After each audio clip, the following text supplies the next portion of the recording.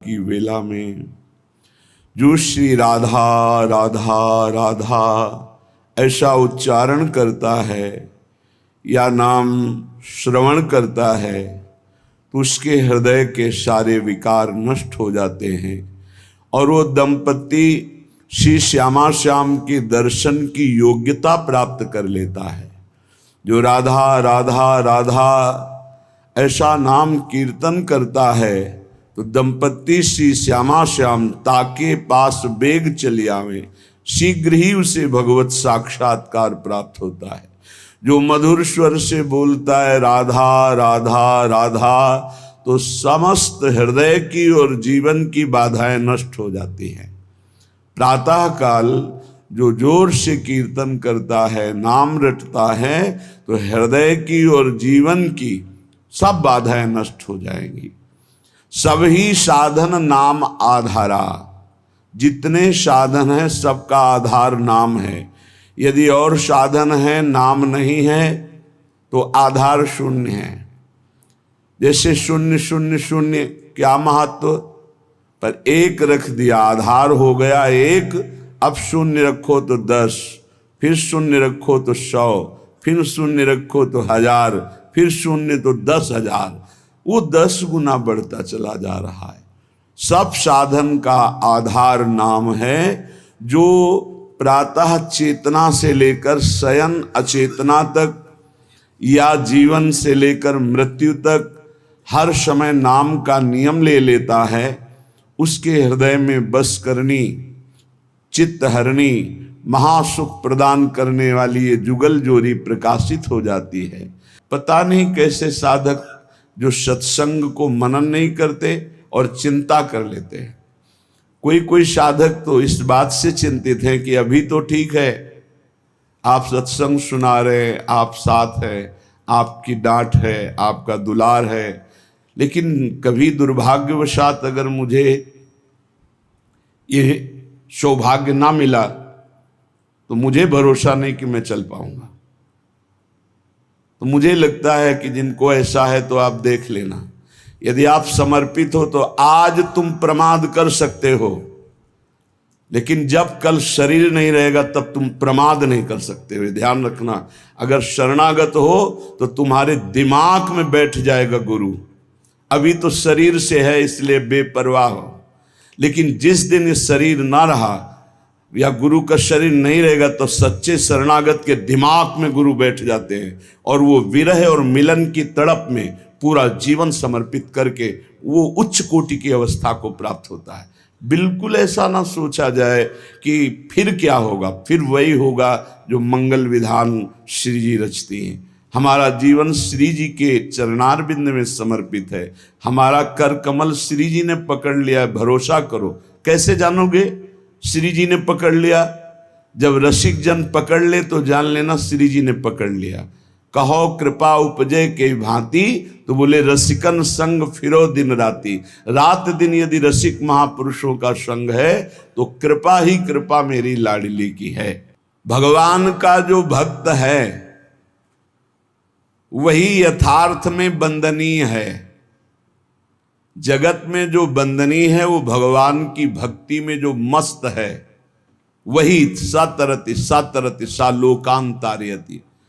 जो भगवान की भक्ति में मस्त है वो स्वयं तर जाता है, स्वयं तर जाता है, वो लोगों को तार देता है।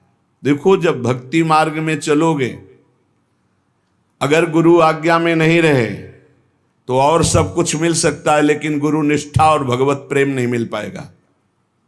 इसको दिमाग में लिख लो चाहे कागज में। इसे स्वार्थी बुद्धि नहीं निर्णय कर पाएगी, इसे नहीं समझ पाएगी। संकेत किया जाता है ऐसा मत करो। सामने वाले को लगता है बहुत लाभ मिल रहा है, अरे बड़ी हानि हो रही है। जो लाभ के लिए चले थे, जिस लाभ को मिलना था वो छूट गया, तेरा आश्रय छूट गया, तेरी बुद्धि में भ्रम पैदा हो जाएगा, तेरी बुद्धि में अश्रद्धा पैदा हो जाएगी, तेरी बुद्धि कभी श्री जी में नहीं लगेगी। तू खिलवाड़ समझता है। सब छुटा करके एकमात्र श्री जी का भरोसा पड़े रहो, भगवत प्राप्ति हो जाएगी। भरोसा अंदर से अपनी बुद्धि का ले लिया, भरोसा धन का ले लिया, भरोसा अपने प्रबल पुरुषार्थ का ले लिया, चूक कर दी। भगवान का जो भक्त है यथार्थ में वही बंधनी होता है जिसे भगवान ने अंगीकार कर लिया। किसे अंगीकार कर लिया?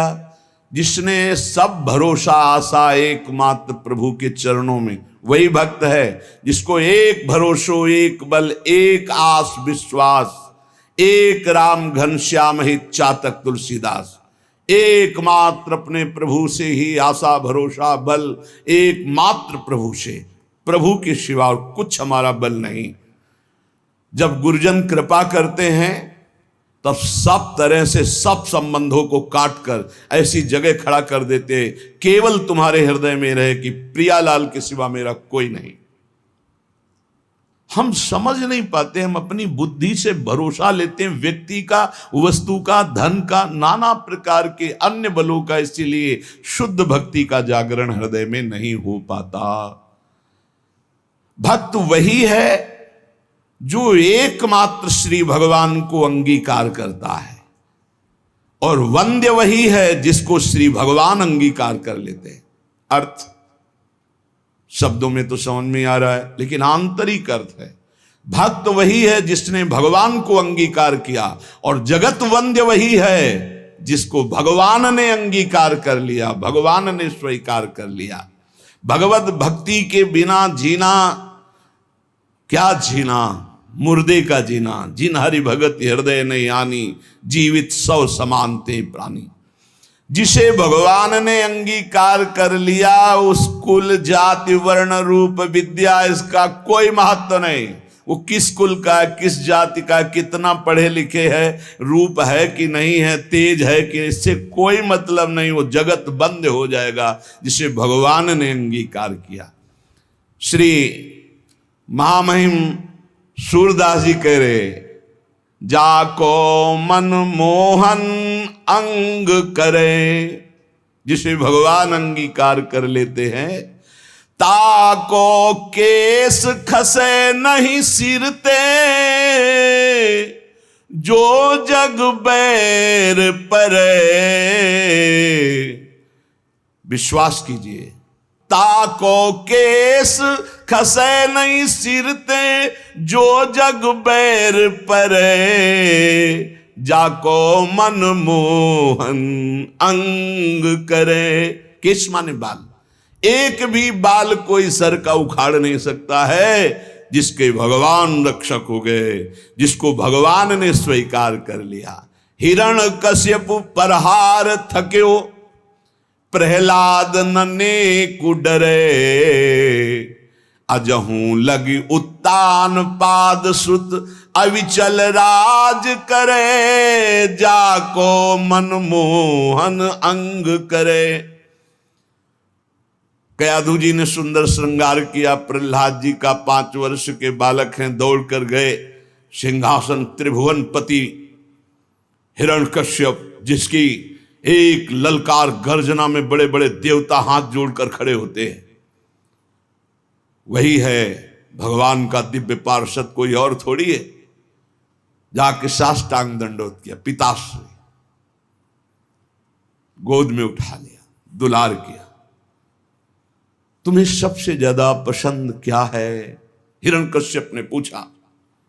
प्रहलाद जी को दुलार कर दे, क्या पसंद है तुम्हें? जैसे बच्चों से पूछा जाता है तुम्हें क्या पसंद है, तुम क्या खाओगे, तुम क्या चीज चाहते हो, तो प्रहलाद जी से पूछा तुम्हें क्या पसंद है? तो उनका पिता श्री, मुझे भगवान की श्रवणम कीर्तनम स्मरणम विष्णुर्पाद सेवनम अर्चनम बंधनम दास्यम सख्य आत्मनिवेदनम, ये नवधा भक्ति बहुत प्रिय। हरि की नवधा भक्ति प्रिय सुनते ही आग बबूला हो गया। उठाकर प्रहलाद जी को पटक दिया सिंहासन के नीचे और कहा किसने ऐसी बुद्धि हमारे इस बालक की कर दी? प्रहलाद जी ने कहा ऐसी मति सिखाने पढ़ाने से नहीं होती दैत्यराज। भाषा बदल गई। जिसे पिताश्री कह के प्रणाम किया था, देखा भगवान का विरोधी तो कहा दैत्यराज। ये किसी के सिखाने पढ़ाने से बुद्धि नहीं होती। ये महापुरुषों के पादरज अभिषेक से ऐसी निष्ठा जागृत होती है। बोले मार डालो इसको, हाथियों से कुचला दो। बड़े बड़े मत वाले हाथी से कुचलाया गया। भाले अस्त्र तलवार इनसे बाल नहीं काट पाए। जो सूरदास जी कह रहे, ताको केस खसे नहीं सिर ते। पहाड़ के नीचे दबा दो, जल में डुबा दो, बड़ी जहरीली गैस के उसमें बंद कर दो, सब उपाय कर डाले। ना किसी अस्त्र से, ना शस्त्र से, ना कृत्या उत्पन्न करके, न कृत्या से, न जहर से, नाना प्रकार के सर्प आदि मारण प्रयोग किए, कुछ नहीं। हार गया, भयभीत होके बैठा था। उनकी बहन आई, होलिका नाम था उनका। भैया ये छोटी सी बात के लिए आप त्रिभुवनपति होकर इतनी चिंता है, 5 वर्ष का बालक ऐसे ऐसे मार दूंगी। कैसे मारोगी? मैं इसको लेकर के अग्नि के बीच में बैठ जाऊंगी और मुझे वरदान प्राप्त है शीतल पट अग्नि का, मेरा रोम भी नहीं झुलसेगा और जलकर राख हो जाएगा। बड़ी प्रसन्नता हिरण्यकश्यप को। अब बहुत ढेर सारी लकड़ी लगाई गई, बीच में जगह बनाई गई। होलिका प्रहलाद जी को ऐसे पकड़ के बैठ गई। प्रहलाद जी निरंतर चल रहा था, हरि हरि हरि राम कृष्ण हरि, भगवान नाम कीर्तन। वो बड़ी प्रसन्न थे कि अपने भाई का बड़ा हित करूंगी। जे भी आग लगाई गई, हरि प्रेरित तेहि अवसर चले मरुतो 49। जैसे लंका में जो वही हनुमान जी की पूंछ में आग लगाए, हनुमान जी अति लघु रूप रखा था, ऐसा बड़ा कि वह पूरी लंका में जाने की जरूरत नहीं, जहां चाहो वहीं से लगा दो। हरि प्रेरित तेहि अवसर। ऐसी वायु चली प्रबल की शीतल पट प्रहलाद जी के ऊपर, और होलिका चीख चीख कर जल जल कर राख हो गई। जब सुबह हुआ तो असुर मंडली और भक्त मंडली दोनों गए। देखा प्रहलाद जी शांत भाव से बैठे उसी राख में कीर्तन कर रहे। तो आज भी होली उत्सव जिससे मनाया जाता है, सब तिलक कर रहे राख। अब जो राक्षसी स्वभाव के तो वो क्या करे, तो हाय हाय करके एक दूसरे के मुंह में कालिख पोतते हैं, मदिरा पान करते हैं, उन्मत्तता दिखाते हैं। अब क्या करें? प्रहलाद जी का एक रोम भी नहीं झुलसा था। होलिका जिसे वरदान प्राप्त था जल के राख हो गई। क्या बिगाड़ पाया कोई? आखिरकार ऐसा रूप जो शास्त्रों में कभी नहीं पढ़ा गया, जो किसी के ध्यान का विषय भी नहीं था, भगवान ने नरसिंह रूप धारण किया और परम वरदानी हिरण्यकश्यप को फाड़ के फेंक दिया। ऐसे कैसा भगवान का करुणा में महामाधुर्य स्वरूप अपने भक्त के लिए कैसा क्रोधावेश धारण किया, पूरा थर्रा रहा था। देवलोक भी किसी की हिम्मत नहीं थी कि सामने जाकर भगवान की स्तुति कर ले, अब दूर से स्तुति कर। जब प्रहलाद जी से कहा, दौड़ गए प्रहलाद जी, भगवान ने गोद में उठा लिया। नरसिंह रूप है इसलिए जिह्वा से चाट रहे, दुलार कर रहे। जिसे भगवान अंगीकार करते, कौन उसका बाल भी बांका कर सकता है? 5 वर्ष के श्री ध्रुव जी महाराज सुनीति के पुत्र हैं। महाराज की प्रिय रानी सुरुचि पास में खड़ी हुई। उत्तानपाद महाराज ध्रुव जी की तरफ देखा, ध्रुव जी गोद में चढ़ना चाहते, वो झिटक दिया। इस सिंहासन पर बैठने का अगर तुझे अधिकारी बनना है तो तू मेरी सौत के गर्भ से प्रकट है। जा नारायण की तपस्या करो, मेरे गर्भ से प्रकट हो, तब इस सिंहासन में बैठने का अधिकारी होगा। मां के पास गए। माता जी ने ऐसे ऐसे शब्द कहा। बोले ठीक कहा बेटा, क्योंकि महाराज मुझे पत्नी क्या दासी भी अब स्वीकार नहीं करते। ठीक कहा, तू जा नारायण का भजन कर और ऐसे पद को प्राप्त कर जो अमोघ है। बस मां के चरण छुए चल दिए। 5 वर्ष के बालक है। जब कोई भगवत मार्ग में चलता है तो भगवान की कृपा से प्रेरित होकर भक्त, महाभागवत, संत, इनका सानिध्य मिलता है। भगवत स्वरूप देवर्षि नारद जी है। नारायण नारायण नारायण। कहां जा रहे हो बेटा? ऐसा उतावलापन दिखाई दे रहा है, तुम कोई बड़ा निश्चय लिए हो। प्रणाम किया और कहा, प्रभु मैं भगवान नारायण की तपस्या करके उत्तम पद प्राप्त करना चाहता हूं। हमें लगता है तुम्हारे दिल को किसी ने दुखाया। हाँ, माता सुनीति करुणामयी कृपामयी है, उन्होंने आदेश दिया है, क्योंकि सुरुचि का ऐसा आदेश है। महाराज मुझे झिटकते हुए मां के वचनों से बचाया नहीं, गोद में नहीं बैठाला। तुम गोद में बैठालने की बात करते हो, मैं अभी चल करके राज तिलक करवाता हूं, आदेश करता हूं तानपात को, अभी वो तिलक कर देंगे। अब तो और निष्ठा बढ़ गई, जब भगवान के लिए चला तो राज तिलक की बात है, अब तो कदम पीछे नहीं होंगे। दूसरा होता तो शिथिल हो जाता। ध्रुव जी अपनी मस्ती में कि मैं निश्चयी हूं, एक बार जो निश्चय करता हूं उसे अटल रखता हूं। गुरुदेव चाहे प्राण निकल जाए, बिना भगवत आराधना के वापस नहीं हो सकता। नहीं नहीं, वहां बहुत मच्छर हैं, बहुत ऐसे हिंसक पशु हैं, राक्षस हैं, खा जाएंगे। गुरुदेव मृत्यु स्वीकार करता हूं, लेकिन कदम पीछे नहीं। चेला पक्का, गुरुमंत्र दिया, पीठ ठोक दी। 6 महीना में भगवत साक्षात्कार करके अजहू लगी उत्तान पाद सुत अविचल राज करे, जाको मनमोहन अंग करे, राखी लाज द्रुपद तनया की, कुरुपति चीर हरे, दुर्योधन को मान भंग करी बसन प्रवाह भरे। पूरी स्वभाव रंग बिरंगे वस्त्रों से भर गई थी, यहां से वस्त्र नहीं हट पाया द्रौपद। चीर अवतार भगवान का हो गया, भगवान का चीर अवतार हो गया। जिस समय सुरपति देवराजेंद्र की पूजा बंद करवा दी, श्री कृष्ण चंद्रजू ने भारी कोप किया।